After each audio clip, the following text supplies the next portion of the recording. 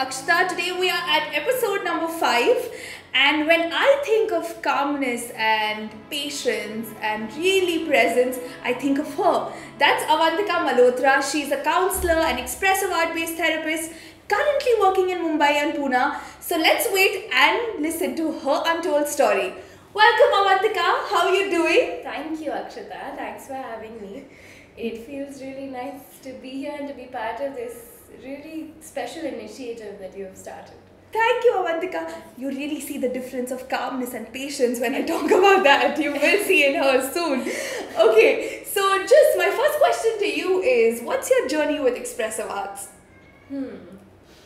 So I think for me it began since I was a child, and right from I think just enjoying like drawing and making cards and uh, finding it easier to actually write in cards what I felt for my family and friends, and from that to let's say I remember in my teenage years I had these really like some vibrant and some really dark images all over my room that I had like colored and painted, and often people would come to my room and be like, what is this or what does this mean, and it was just, I mean, at that point for me it meant so much because it was like something that came from deep within, and yet it was hard to explain to people what it meant really. So it started that way. I've always been involved in the arts. So I've been singing most of my life in school.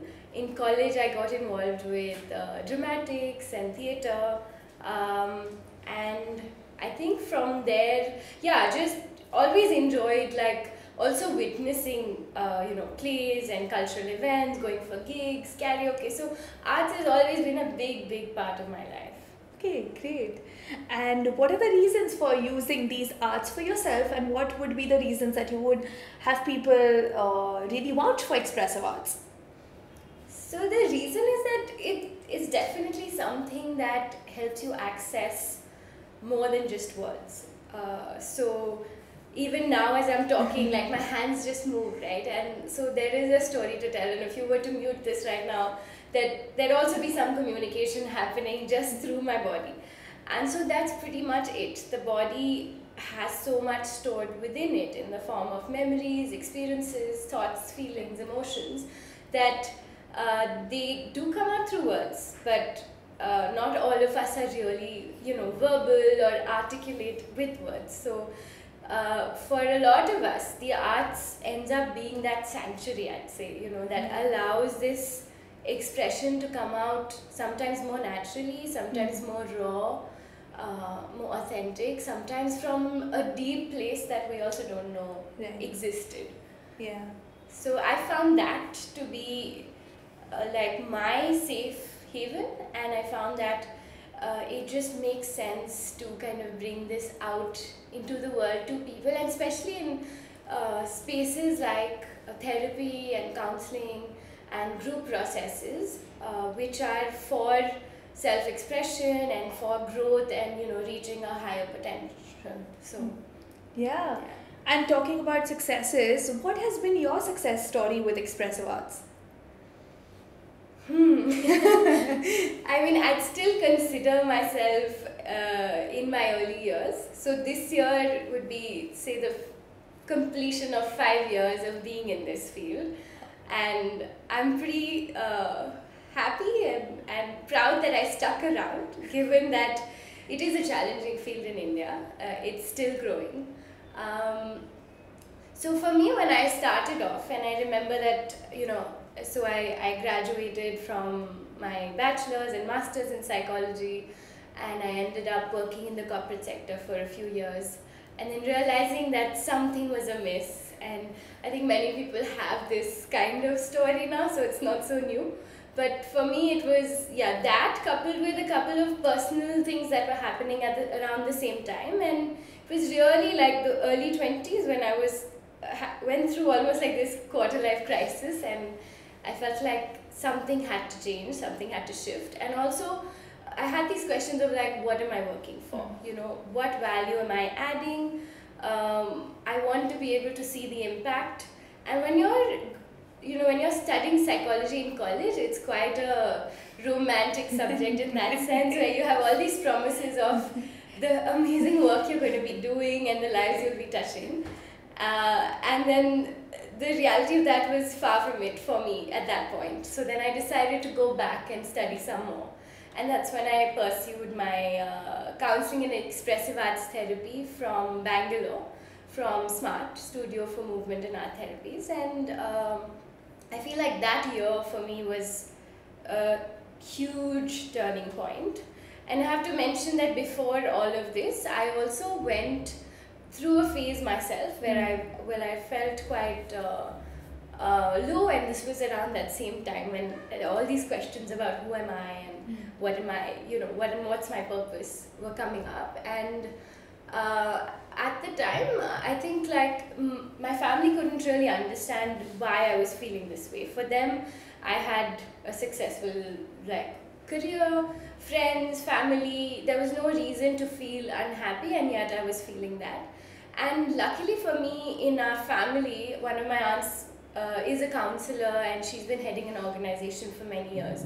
So there was this awareness that my mom, who's also a doctor, and at first would perhaps try to treat me through her own ways, realized at that point that I needed something more than that, and I needed help, and that she suggested that I go see a counselor, and I did. And I think it must have been 6 sessions or so, and there something within shifted, and I felt like it made a huge difference to then the direction of my life, and also just relief from what I was feeling back then. And and so that's why for me personally, because I'm also convinced by the power of it. And this was pure talk therapy. And then I was yet to discover this whole world of expressive arts therapy that included drama and movement and visual art and music, and incorporating all of that into this form. And so for me, it definitely comes from a personal space, and I'd say that's how I got into it in the first place and began my journey. And when I did the course at that point, it was as much for me as it was for exploring myself and who I was, to seeing how can I take this forward and how can I take this to other people, and always being kind of aware of where is it my need to want to help, and where is it that this is something that actually is fulfilling something for me within and satisfying something. So the journey sort of began that way. And I think after I completed my course, I came back to Delhi at the time, and I started Soul Canvas. I started Soul Canvas, and this was initially a physical space for me that I created in my home studio basement. And it started with a space for wellness, for art, for therapy, and not just through me but through other people in the field. And from then on, I think Soul Canvas started as a physical space, but ended up being a concept more around just creating more such spaces. And it doesn't have to be stationary, it can be something that travels, and therefore it became something that traveled with me through cities and across the country in the work that I was doing. So it started off, and you asked me about success story, and I think those initial years were very challenging, I'd say, because still the awareness was pretty low. And I'm talking about 2013-14, and so I remember going into a really renowned hospital in Gurgaon and telling them what I do, and wanting to work with children from the cancer department. So I worked closely with a pediatric oncologist and did art therapy with children, by their bedside.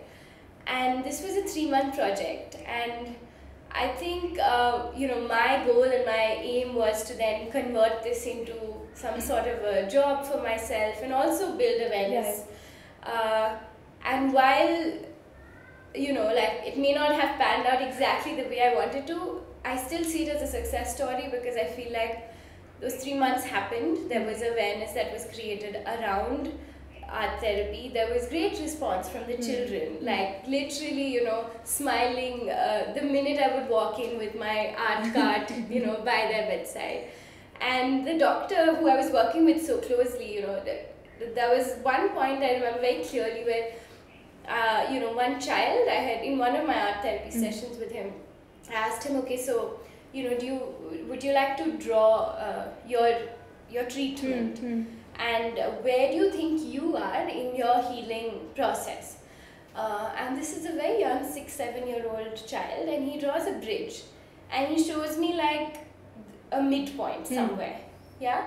And he had, of course, no idea really of what's actually the status of things. And just out of curiosity, I went to the doctor and I asked her, so tell me, like, what is the state of his recovery right now?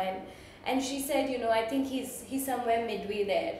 And it was really amazing just to see that intuitively this boy knew what was going on in his body and where he was at. And so it became a space for them to, express their frustrations, being away from school, hopes for the future. Really, really young children. And like, otherwise a hospital environment can be really, sanitized and very, very dry and gloomy. And so I felt like even though it took a lot of me to be there, it really did make some difference. And I feel like it became an inroad then for other people to come in. And so the next time, say, the founder or CEO of that hospital hears art therapy, you'd be like, okay, I kind of know what this is because someone has come before you and has done work like this. Yeah. And so similarly, when I joined the school and worked there as a counselor, it was the first time that they were ever exposed to expressive arts therapy. And so I made that an integral part of my sessions with the children, in groups, individually. So I feel like those for me, really stand out as those initial challenging years, but little steps that I feel like I made that were my contribution to the field, or at least to that part of the world where it hadn't reached so far. Yeah. And that indeed was a beautiful journey for you. Thank you. In my eyes, it sounds so beautiful. Yeah. Great. And knowing that this has been your journey, how do you spread the awareness of expressive arts in your personal way?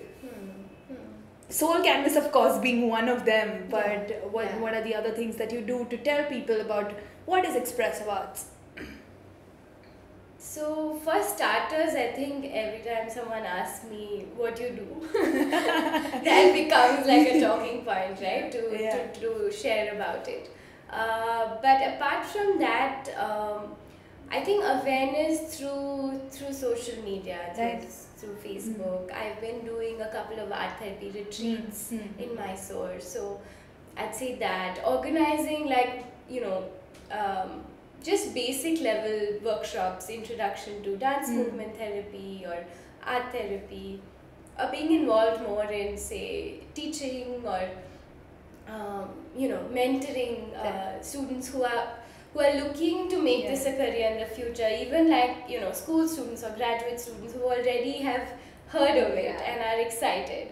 And so for me, the outreach has been through these kind of spaces, and really doing as much work as possible, really. So one is at your regular workplace where you're, or your own practice where you're doing therapy sessions, seeing individual clients, but beyond that, it's how many more groups can you reach, and how many more collaborations. And I feel like this is a great space for collaborating with other art therapists and really creating like a network.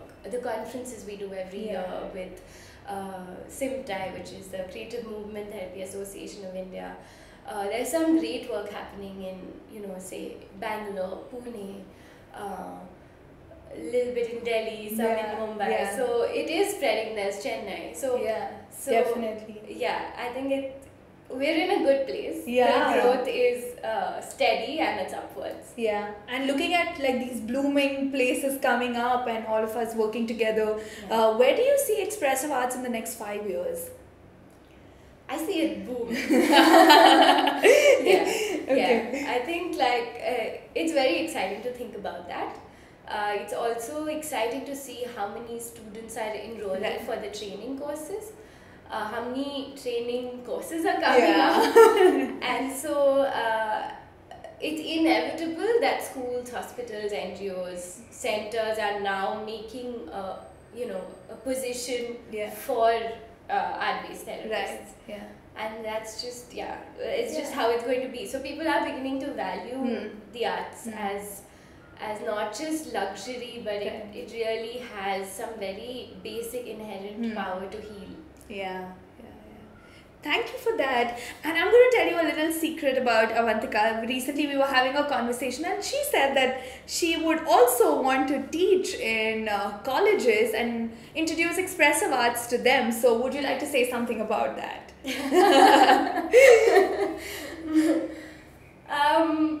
I think that's kind of fits in with the awareness bit, and also how I realized that teaching on some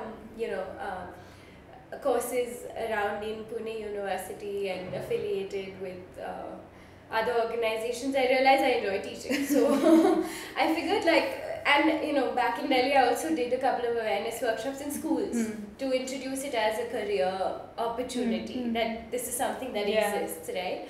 So I think colleges would be like even more ripe to take this on, and psychology students are always looking for different avenues and opportunities, and all you need is someone from the field who can really give you the true picture of what it's like and what it might be and what to expect. Which is some of the things that I feel like I didn't have, so I would like to provide that in whatever way I can. So all the best for that. I really hope that you get what you're looking for. And now comes the fun part of this talk show, which is the rapid fire.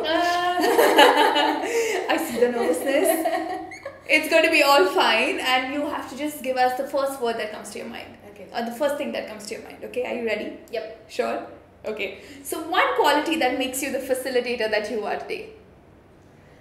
I think intuition. So just being able to sense and feel where the group is at, where I'm at, and kind of walk the path with my client or with my group and feed off that energy. Okay. Yeah. How expressive are you? I think I'm pretty expressive when I want to be. Okay, that's a good one. One reaction you get when you tell people what you do? Like blank, dead stare almost, like what? And then I'll explain a little bit more, and they'd be like, oh, that's very cool. And then it's followed by, oh, you must be working with children. So there are all these stream of things, and then be like, oh, it's very cool, you're doing something different, not the regular career path. Okay. One go-to art form. Visual art. Journaling. Yeah. Okay. Art journaling. Yeah. Nice. So I'm going to introduce you to a bunch of art here. Okay. One would be a movement prop, one will be like a drum, and some paints. You have to select whichever you like and express what you feel about expressive arts. Okay. Okay. Avantika has picked up all these things, and let's see what she has to express about expressive arts.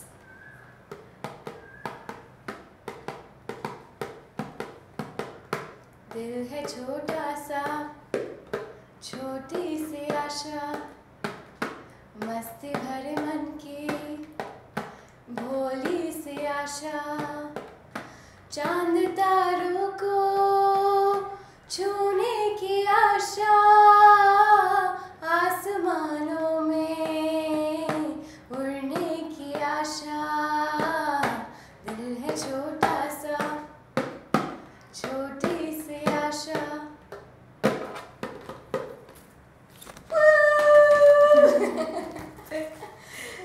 Thank you. So, like special for me because it was the first time I ever had to give a school admission when I moved from the Middle East back to India in class 2.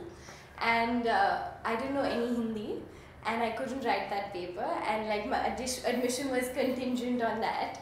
And they said, okay, can you sing us a song that we can teach the rest of our class?